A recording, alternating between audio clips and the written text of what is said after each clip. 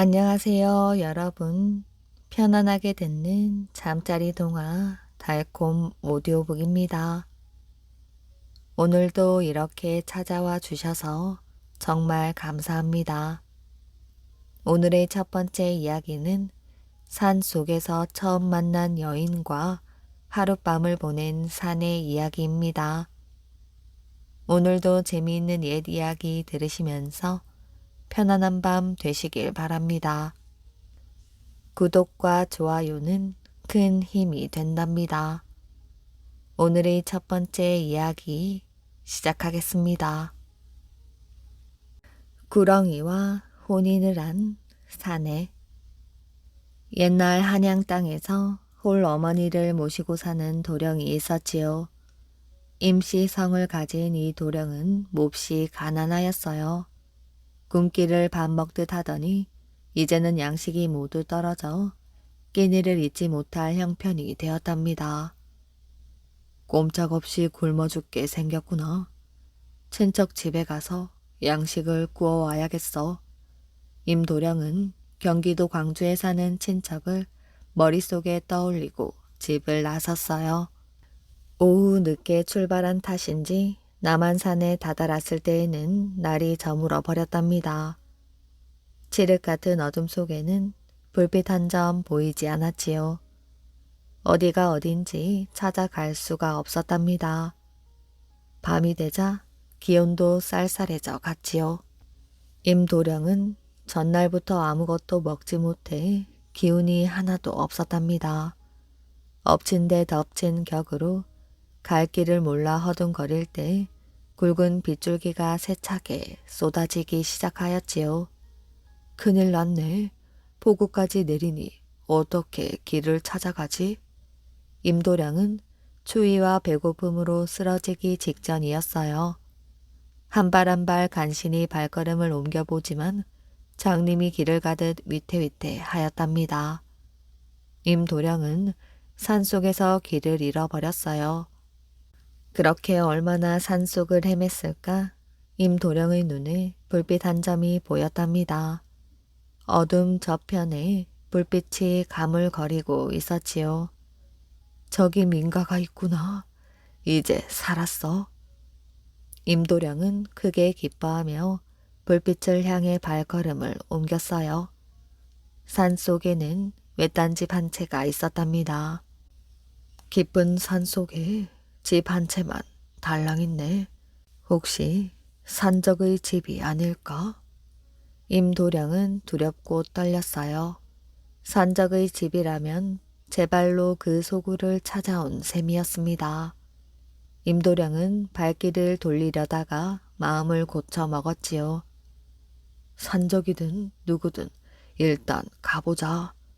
더 이상 산속을 헤매고 다닐 수는 없어. 계십니까? 주인 어른 계세요? 잠시 뒤 방문이 열리더니 주인이 나왔답니다. 누구세요? 밤이 깊었는데. 임도령은 대문을 열어주는 주인을 보고 넋을 잃었답니다. 주인은 선녀처럼 아름다운 처녀였던 것입니다. 저는 한양에서 온 임도령입니다. 친척 집을 찾아가다가 그만 길을 잃었어요. 그러셨군요. 저는 용녀라고 하는데 이 집에서 혼자 산답니다. 어서 안으로 들어오셔요. 용녀는 매우 친절하였어요. 임도령을 방 안으로 모시더니 저녁상까지 차려왔답니다. 임도령은 몹시 배고팠던 터라 순식간에 밥상을 비웠어요. 용녀는 임도령의 잔에 술을 따라주며 말했답니다. 제가 하는 말을 듣고 놀라지 마셔요. 저는 이제까지 당신만을 기다리며 살았답니다. 오늘 밤 당신을 만나니 너무 기뻐요. 뭐라고요?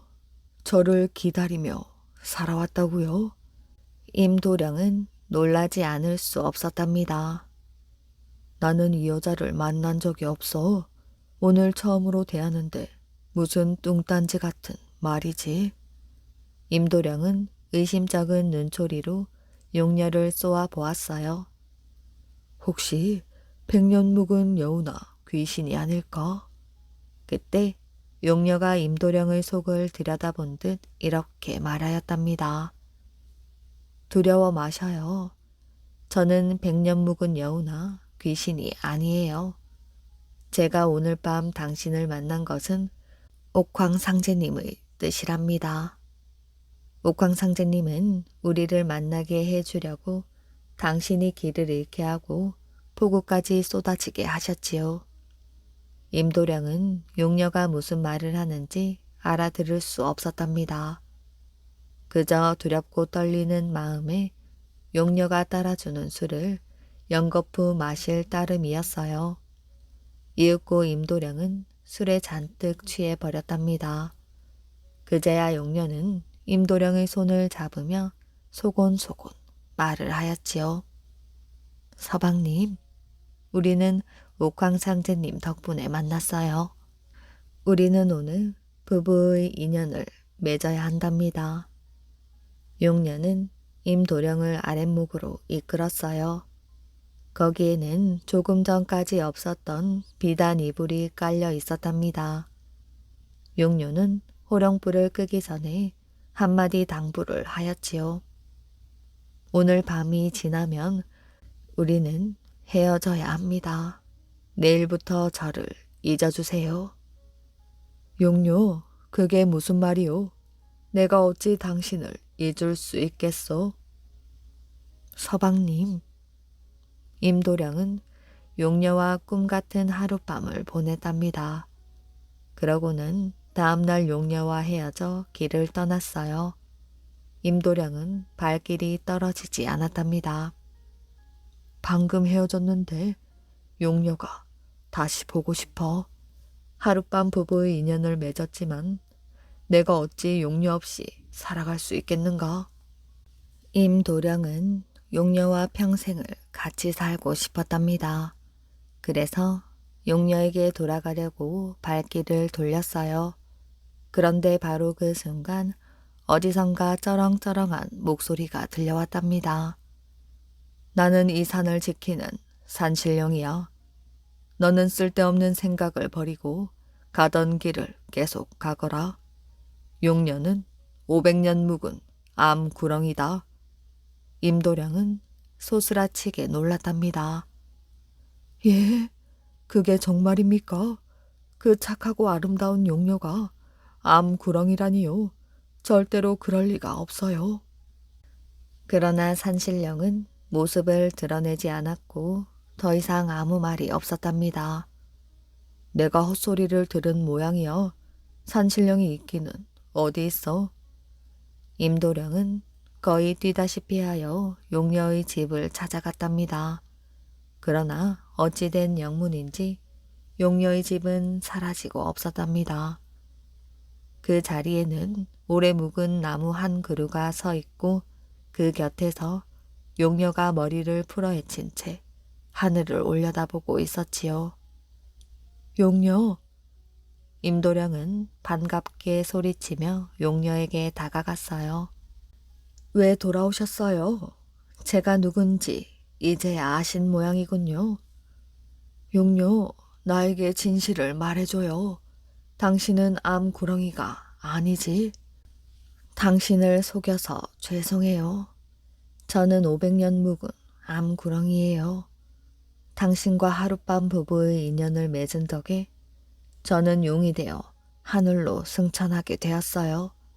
아무쪼록 행복하게 잘 사세요. 용녀는 작별 인사를 하자마자 하늘로 빨려 올라갔답니다. 임도령은 깜짝 놀라 하늘을 향해 부르짖었어요.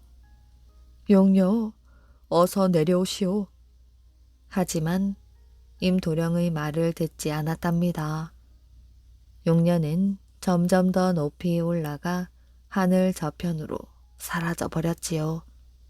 임도령은 땅바닥에 주저앉아 미친 듯 울부짖었답니다. 그때 용녀의 목소리가 하늘에서 들려왔어요.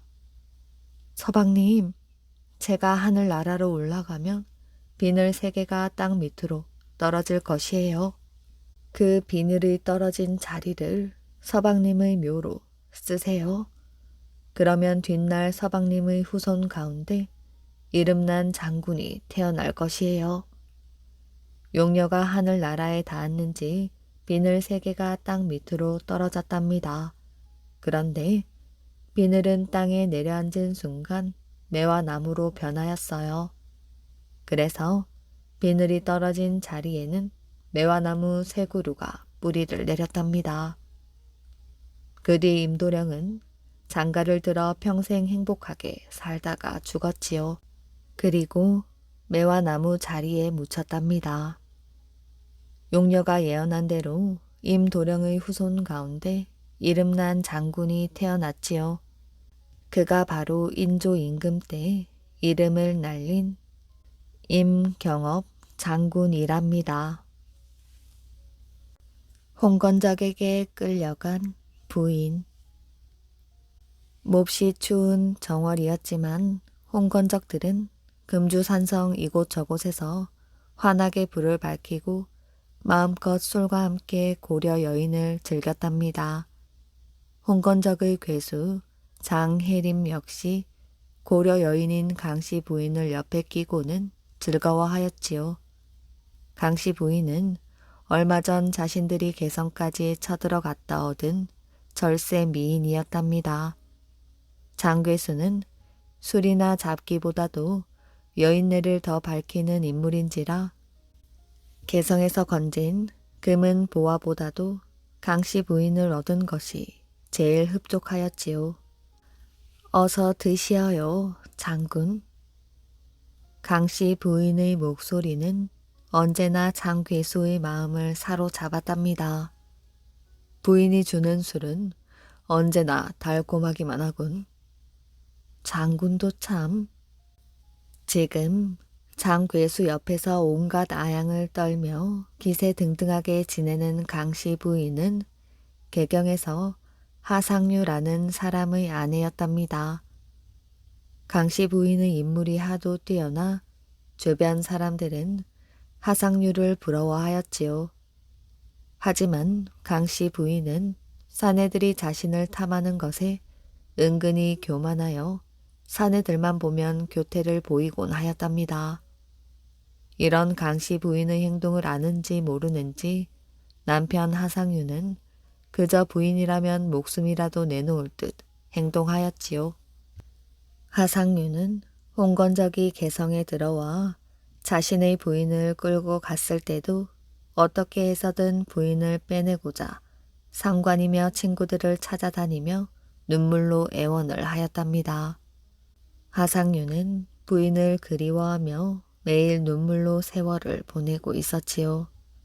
한편 강씨 부인은 홍건적에게 끌려가게 되자 처음에는 두려움이 앞섰답니다. 홍건적들은 여인네들을 아무렇지도 않게 죽이기도 하였기 때문이지요. 고려 여인들 앞에 홍건적의 장괴수가 다가왔지요. 장괴수는 한눈에 강씨 부인을 발견하고는 그날로 자신의 수청을 들게 하였답니다. 강씨 부인은 장괴수의 수청을 들면서 그의 호탕함과 세도에 빠져들고 말았지요. 더욱이 그동안 꿈도 꾸지 못했던 금은 보화에 고운 비단 그리고 괴수의 옆자리를 차지함으로써 받는 아래 것들의 대우가 부인을 즐겁게 해주었답니다.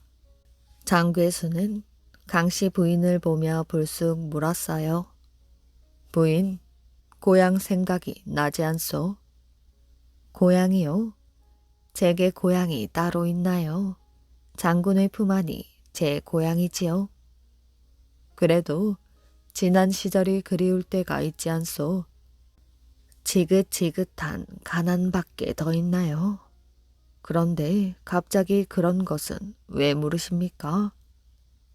이제 저에게 실증이 난 것이에요. 네, 그럴 리가 있나. 이 고려국에 와서 제일 감나가는 것은 부인뿐이요. 장괴수는 호탕한 웃음을 지으며 부하들과 함께 즐거이 잔치를 계속하였답니다.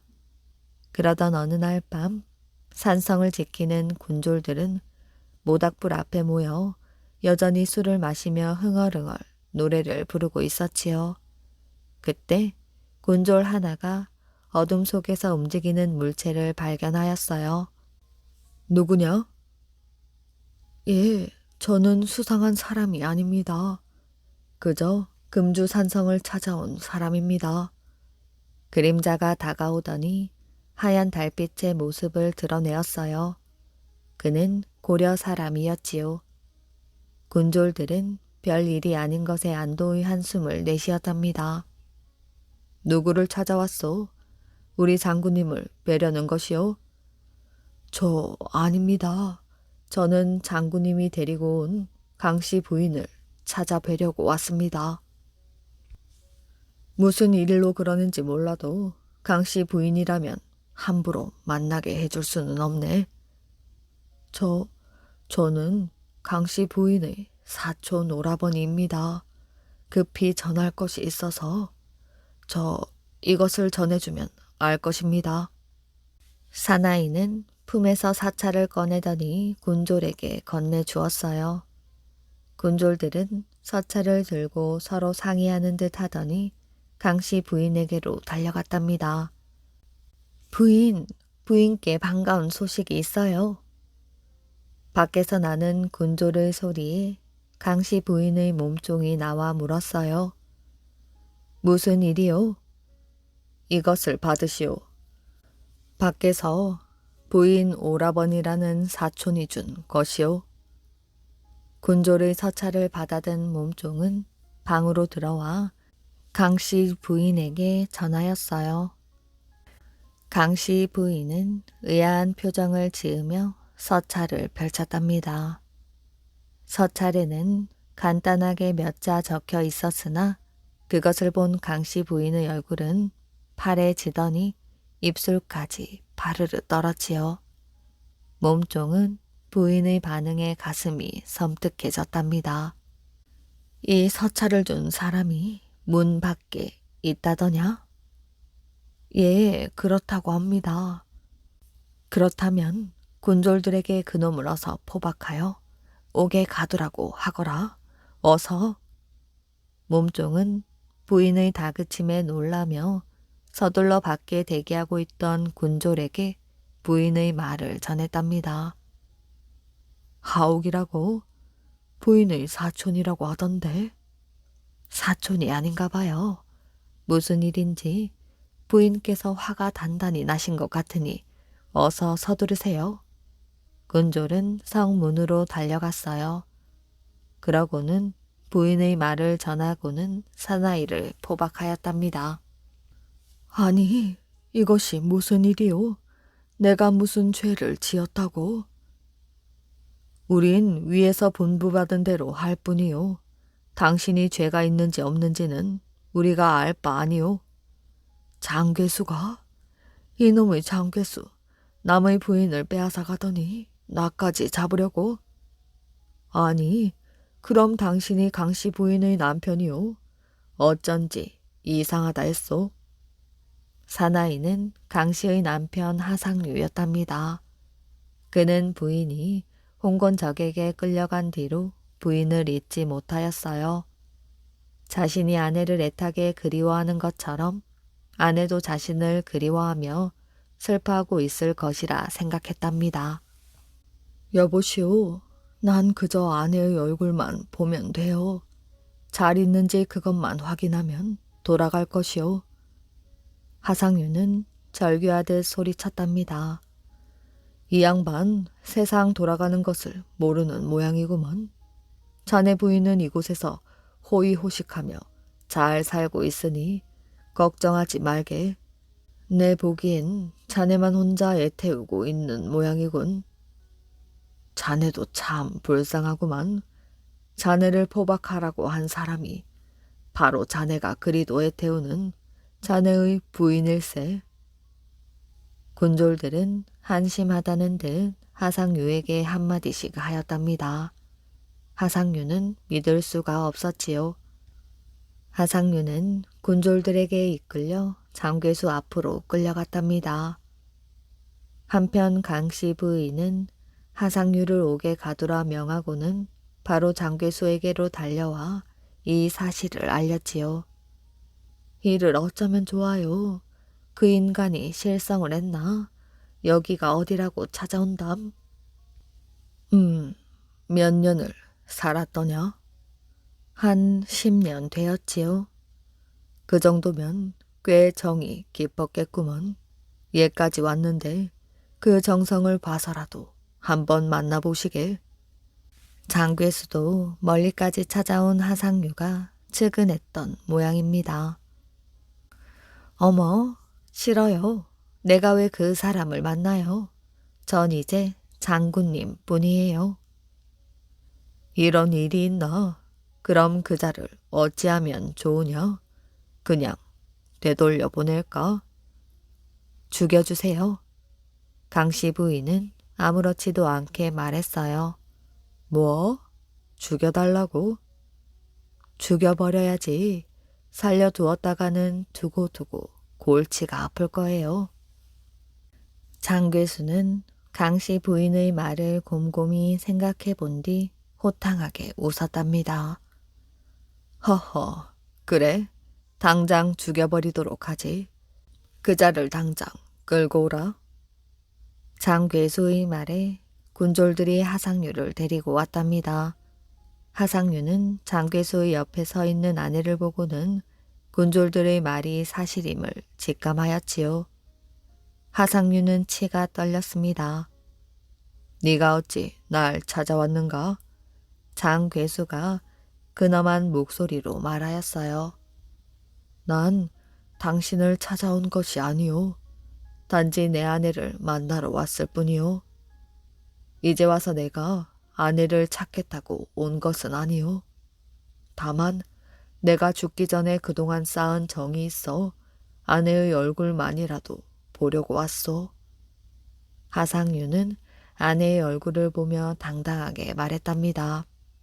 자네가 이곳까지 아내를 그리며 찾아온 정성은 가상하나 자네의 아내는 이미 예전의 아내가 아니다. 알고 있소. 내 이제 와서야 저 여자의 변심을 알았소. 하상유의 단호한 말에도 강씨 부인은 마음에 걸리는 바가 없었답니다. 하상유는 아내를 향해 한껏 소리를 쳤답니다. 아무리 오랑캐에게 몸을 버렸다 하거늘 마음만은 지키고 있는 줄 알았더니 이 어찌 함께 살아온 부부라고 할 수 있겠는가? 이 짐승만도 못한 것 때문에 내 여지까지 정신을 못 차렸다니. 강씨 부인은 하상유의 서리빨 같은 소리에 분해하며 장괴수에게 간청을 하였답니다. 장군, 어서 저놈을 죽여주시어요. 그래, 부인의 간청이니 내 친히 처리하겠소. 그래, 어서 죽이거라. 내 지금까지 어리석게 살아온 삶에 대해 더 이상 미련이 없어. 어서 죽여라. 호탕한 사내인지고. 장괴수는 칼을 번쩍 들었어요. 하상유는 순간 눈을 질끈 감았답니다. 그때 여자의 비명 소리가 났지요. 하상유는 비명 소리에 깜짝 놀라 눈을 떴답니다. 그의 눈에 피를 흘리며 쓰러져 있는 아내의 처참한 몰골이 보였지요. 장괴수가 하상유가 아닌 강씨 부인을 내리친 것이었습니다. 놀라지 마시오. 당신의 정성에 감동하여 내 인연을 쳤습니다. 당신의 죽음을 바랄진데 훗날 나의 죽음 또한 바랄 것이 아니오. 장괴수는 이렇게 말하며 하상유를 일으켜 주었답니다. 그리고 그를 후하게 대접해 주고는 약간의 재물을 들려 개성으로 돌려보냈지요. 혼인 약속을 저버린 선비. 옛날 어느 마을에 얼굴도 잘생기고 문장도 훌륭한 최창대라는 사람이 있었답니다. 그러나 그는 과거를 보기만 하면 떨어져 버렸지요. 하지만 과거를 포기할 수 없었답니다. 이번에도 최창대는 과거를 보려고 준비를 하고 있었지요. 최창대가 과거에 필요한 물품을 사려고 여기저기 돌아다니던 어느 날 갑자기 한 사람이 창대 앞에 와서 넙죽 절을 하는 것이었습니다. 너는 누구냐? 너를 본 기억이 없는데. 소인은 종이를 파는 장사꾼이옵니다. 한 번도 나리를 뵌 적은 없지만 기니 아랠 말씀이 있사오니 잠깐 제 집으로 가시지요.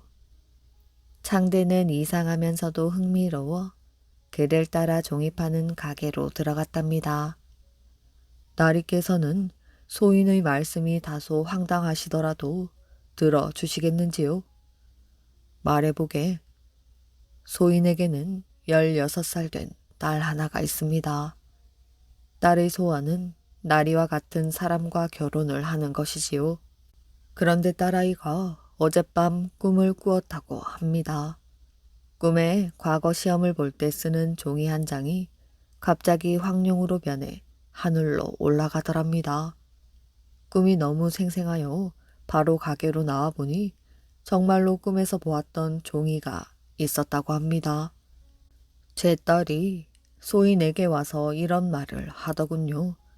이 종이로 시험을 보는 사람은 분명히 이번 과거에 장원을 할 것입니다. 그리고 저는 그 사람의 아내가 될 것입니다라고요. 소인은 조금 당황스러웠지만 딸아이의 말을 따르기로 했습니다. 그래서 딸과 함께 여기에 앉아 왕래하는 사람들을 하나하나 살펴보았습죠. 그런데 나리께서 지나가실 때 내 딸아이가 벌떡 일어나더니 급히 나리를 맞아오라고 하더군요. 그래서 소인이 무례를 무릅쓰고 나리를 모시고 온 것입니다. 혹 제 딸의 행동이 당돌하다고 여기셨다면 용서해 주십시오. 그때 그의 딸이 음식을 갖추고 나왔답니다. 딸은 외모는 물론 행동 하나하나가 모두 품위가 있어서 보통 여인과는 전혀 달랐지요. 창대는 그녀의 아름다움에 빠져 멍하니 바라만 보았답니다. 장사꾼은 창대에게 곱게 싼 종이 한 장을 건네며 말했어요. 딸아이가 꿈에서 보았다는 종이입니다. 나리께서 이 종이로 과거 시험을 치른다면 분명히 장원급제 하실 겁니다. 그러면 곧바로 여기로 오시어 꼭 제 딸을 데리고 가십시오. 창대는 그러겠다고 굳게 약속을 하였어요. 과거 시험날 여인에게서 받은 종이를 펼치자 마치 붓이 저절로 움직이는 듯 그 종이 위에서 움직였답니다. 마침내 창대는 장원급제를 하게 되었지요.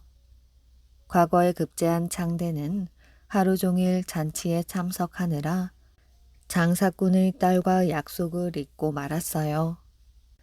집에 돌아왔을 때 비로소 그 약속이 떠올랐지만 창대는 그 일을 아버님께 말씀드리기가 두려웠답니다.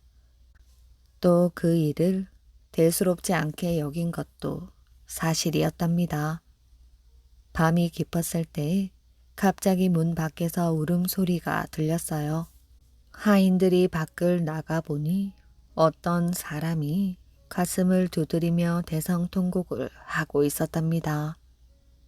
원통한 일이 있으니 최선달님을 불러주시오. 부탁이오.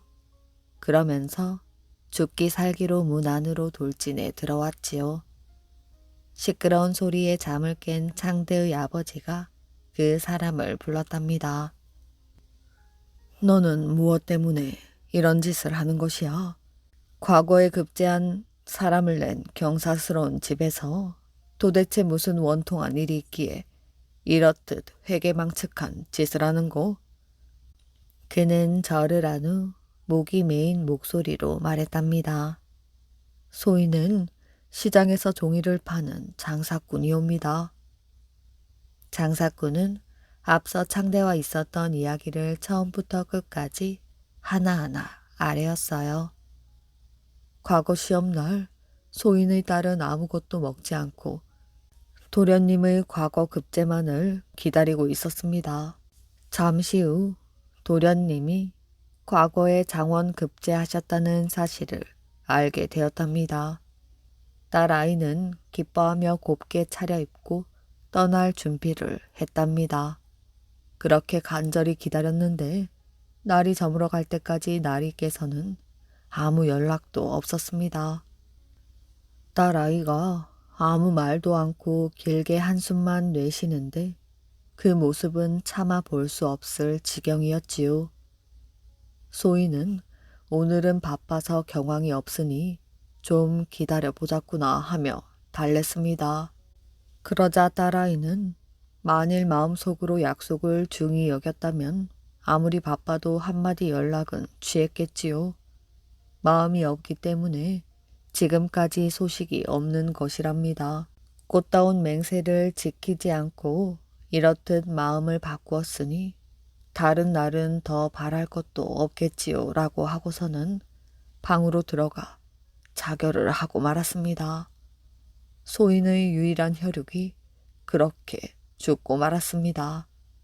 소인의 분하고 원통함이 하늘에까지 사무치기에 여기 와서 이렇게 하소연을 하옵니다. 장사꾼은 흐느껴 울었어요. 창대의 아버지는 그 말을 듣고 오랫동안 아무 말도 하지 못했답니다. 그러다가 한참 뒤 창대를 불렀지요. 너는 깊은 약속을 하고서 이렇게 쉽게 약속을 저버렸구나. 내게는 무엇이 그리 큰일이더냐. 과거에 급제하여 사람을 만나는 일이 그리 중요한 것이야. 세상에 믿음을 지키지 못하면서까지 해야 할 중요한 일이 도대체 무엇이냐? 믿음보다 중요한 것이 있었단 말이냐? 창대의 아버지는 떨리는 목소리로 창대를 나무랐어요. 그리고 길게 한숨을 내쉰 뒤 다시 말을 이었답니다. 너는 즉시 예를 갖추어 그 여인의 제사를 지내주고 잘못을 빌거라. 그리고 제문을 지어 네가 약속을 저버린 죄에 대해 속죄하고 저 세상에 간 원혼을 위로해야만 할 것이니라. 창대의 아버지는 이어서 장례에 필요한 여러 가지 물건을 보내주었답니다. 창대는 이후 좋은 벼슬을 지내기는 했지만 오래 살지 못하고 젊은 나이에 죽고 말았답니다. 하늘에서 내려온 사다리. 옛날 아주 먼 옛날 금강산 깊은 골짜기에 부모 없는 불쌍한 오누이가 살았답니다. 누나는 아버지와 어머니를 대신해 9살 난 어린 동생을 살뜰히 보살펴 주었으며 동생은 하나밖에 없는 누나를 기둥처럼 믿고 정을 나누며 다정하게 살고 있었답니다. 어느 해 봄 누나는 뜻하지 않은 병에 걸려 심하게 앓게 되었어요. 동생은 슬피 울며 어찌할 바를 몰랐답니다. 그러던 어느 날 백악 마을에 사는 의원 할아버지가 와서 누나의 병은 달나라에 있는 개수나무 열매를 한 광줄이 먹어야 낫는다고 말했지요. 동생은 달나라가 아무리 멀어도 누나의 약을 꼭 구해오리라고 마음 먹었답니다. 다음날 아침 동생은 산에 약초를 캐러 갔다 오겠노라며 거짓말로 누나를 안심시키고는 비로봉 꼭대기를 향해 멀고도 험한 길을 떠났답니다. 그런데 비로봉 꼭대기에 올라보니 달나라까지 갈 일이 그저 막막하기만 하였지요. 동생은 하루 종일 하늘을 올려다 보았답니다. 어느덧 밤하늘에 별이 뜨기 시작하였지요. 그런데 어디선가 갑자기 좌르릉 하는 소리가 들려왔습니다. 동생은 너무나 무서워 바위 뒤에 몸을 숨기고 주위를 살펴보았어요. 하늘에서 눈부시게 새하얀 사다리 하나가 주르르 미끄러져 내려오는 것이 아니겠어요. 그 사다리를 타고 고운 물병을 가슴에 꼭 끌어안은 선녀가 사뿐사뿐 내려오고 있었답니다. 선녀가 땅 위에 내려서자 은 사다리는 어느새 하늘로 거쳐 올라가 버렸답니다.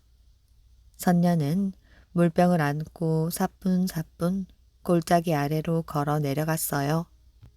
한참 뒤 물을 떠 가지고 온 선녀는 동생이 숨어있는 바위 앞으로 다가왔답니다. 그러고는 자그마한 바위 구멍에 손을 집어넣고 부드러운 빛깔을 내는 돌멩이 하나를 끄집어냈지요. 그러더니 돌멩이를 들어 하늘에 대고 비추었어요. 그러자 이번에는 하늘에서 금 사다리가 미끄러져 내려왔답니다. 선녀는 손에 쥐고 있던 신기한 돌멩이를 바위 구멍 속에 다시 집어넣고 나서 금 사다리를 밟으며 하늘 위로 올라가 버렸답니다. 신기한 일을 눈앞에서 본 동생은 무서움도 있고 바위 뒤에서 달려 나왔지요. 그리고 바위 구멍에 손을 집어넣고 선녀가 두고 간 돌을 끄집어 내어 보았답니다. 그것은 7가지 고운 빛깔이 한데 어울려 아롱아롱 빛나는 큰 구슬이었답니다. 달나라로 올라갈 수 있는 비밀을 알게 된 동생은 너무나 기뻐서 구슬을 꼭 끌어안고 볼에 비볐답니다. 동생은 선녀가 하던 대로 구슬을 하늘에 대고 비추었어요. 그러자 정말 하늘에서 금 사다리가 미끄러져 내려오는 것이었습니다. 동생은 재빨리 금 사다리를 잡아 타고 달나라로 올라갔어요.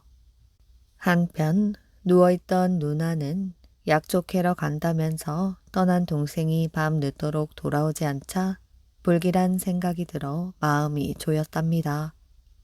그러다가 가까스로 몸을 일으켜 초롱불을 켜들고 동생을 찾아 나섰어요. 누나는 비로 본 골짜기를 여기저기 샅샅이 뒤지며 동생을 목이 쉬도록 부르고 또 불렀답니다. 한편 하늘로 올라간 동생은 개수나무 밭으로 달려가서 조롱박처럼 생긴 열매를 한 광줄이 땄습니다. 그런데 동생이 개수나무 밭을 빠져나오고 있을 때였어요. 사람이 달에 올라왔다는 것을 달나라 왕이 알고는 노발대발 하였지요. 성미가 아주 급한 달나라 왕은 사람이 한번 밟았던 다리를 신선히 다시 쓸 수 없노라면서 하늘가에 세워두었던 사다리 2개를 지팡이로 때렸답니다.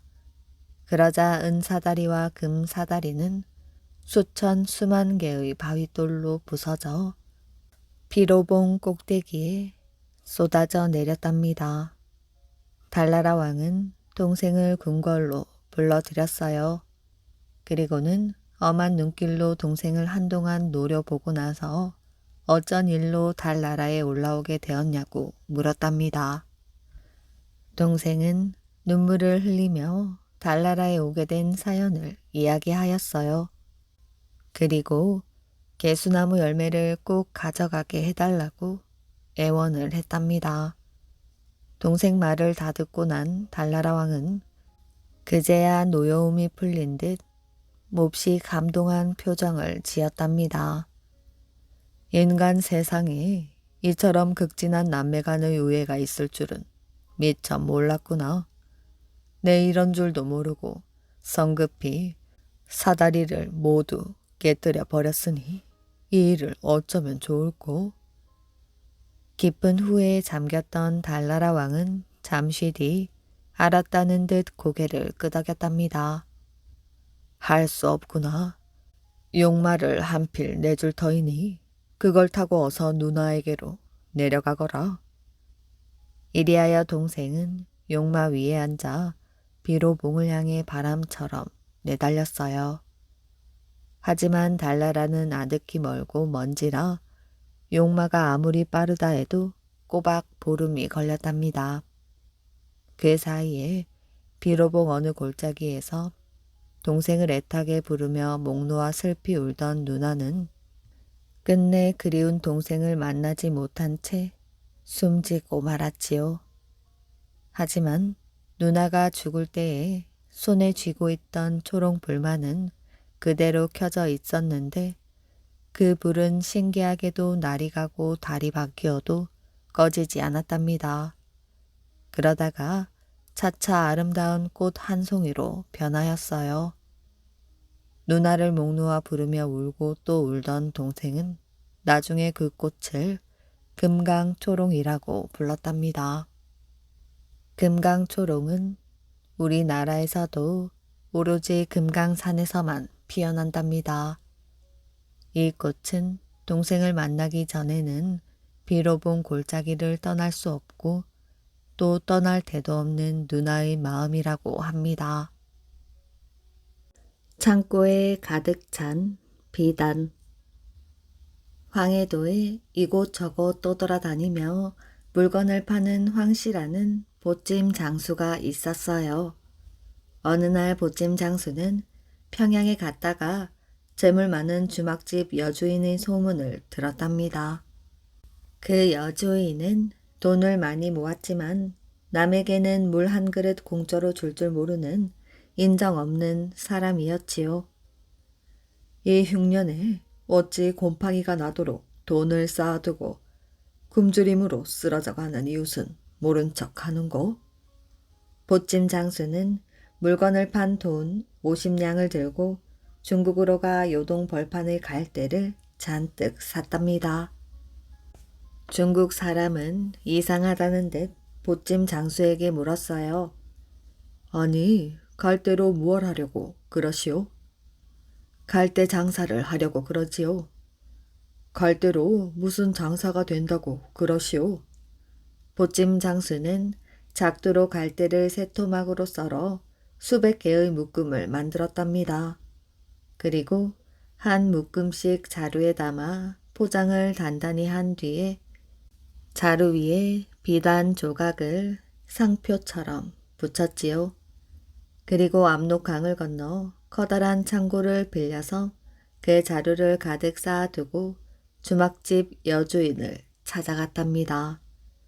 나는 비단 장수요. 중국 비단을 창고 가득 갖다 놓았는데 값이 안 맞아 아직 못 팔고 있어.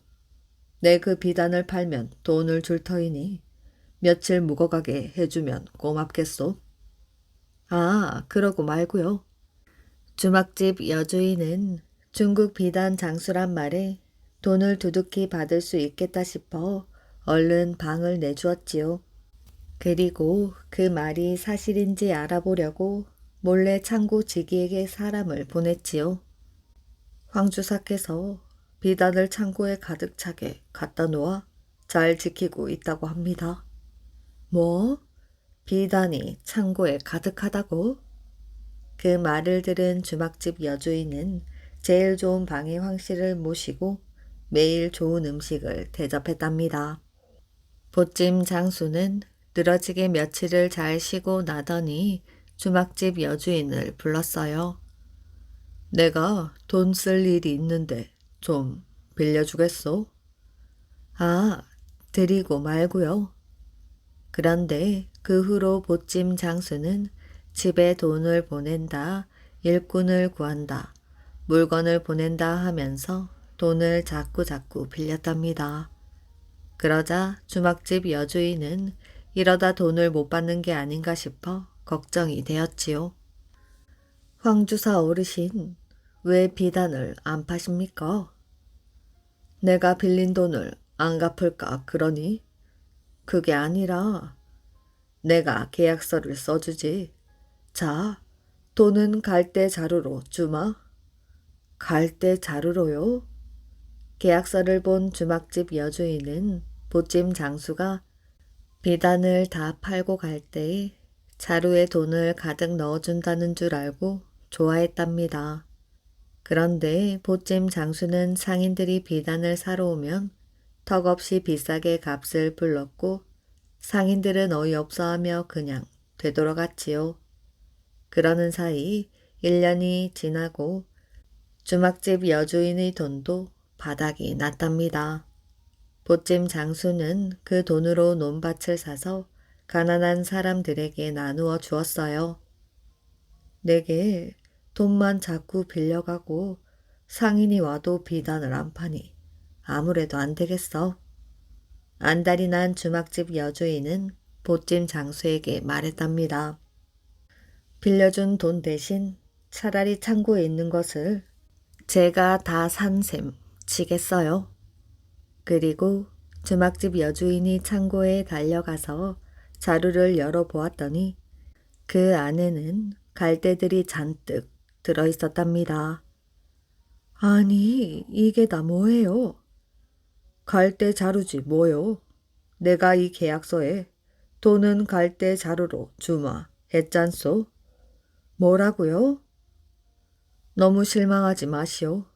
돈을 써야 할 때 쓰지 않고 쌓아두나 갈대를 쌓아두고 안 쓰나 마찬가지 아니오. 그 돈은 꼭 쓸 때다 썼으니 그동안 빚진 좋은 일 한꺼번에 갚은 셈 제시오. 보찜 장수가 떠나자 주막집 여주인은 갈대 자루만 멍하니 쳐다보고 있었답니다. 새의 말. 옛날 어느 마을에 이다지란 사람이 살고 있었어요. 그는 새들이 지저귀는 소리를 이해할 줄 알았답니다. 어느 날 길을 가던 이씨는 까마귀가 날아가며 깍깍 우는 소리를 듣게 되었어요. 그 울음소리가 이씨에게는 내 뒤를 따라오세요라는 뜻으로 들렸답니다. 그래서 이씨는 까마귀 뒤를 쫓아가 보았지요. 가다 보니 바로 고기 덩어리가 놓여있는 장소까지 이르게 되었답니다. 이씨는 이 고기를 조금 떼어 국을 끓이기 시작하였어요. 바로 이때 웬 사람이 다가와서는 이씨가 자기네 암소를 도살했다며 이씨를 비난하기 시작했답니다. 이씨가 아무리 자기 입장을 설명해도 소용이 없었지요. 그 사람은 이씨를 원님에게로 끌고 갔답니다. 이씨는 원님에게 자초지종을 설명하였어요. 그래, 만일 네가 새들의 말을 이해한다면 어디 한번 말해보거라. 저기 나무 위에 앉아있는 비둘기가 뭐라고 하며 울고 있느냐? 비둘기는 자기가 거미줄에 걸렸다고 말하고 있습니다. 보졸들이 가서 살펴보니 정말로 비둘기는 거미줄에 걸려 있었어요. 너는 비둘기가 거미줄에 걸린 것을 보고 이를 알아맞힐 수 있었을 것이야. 원님이 말했지요. 이미 때는 저녁 무렵이고 새들은 각기 제 둥지를 찾아 날아가 버린 뒤였으므로 원님은 이 씨를 내일 아침까지 옥에 가두어 두라고 명했답니다. 그런데 감옥창 밖의 제비 둥지에서 제비 새끼 한 마리가 아래로 미끄러지며 감옥창을 통해 이 씨의 무릎 위로 떨어졌답니다. 이 씨는 자기의 침을 제비 새끼에게 먹여 주었어요.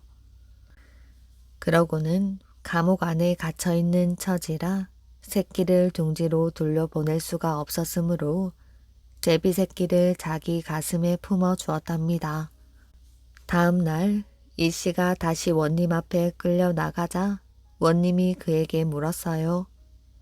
자, 바로 네 머리 위에 제비 한 마리가 빙빙 맴돌며 울고 있는데 저 새가 뭐라고 말하고 있는 것이야?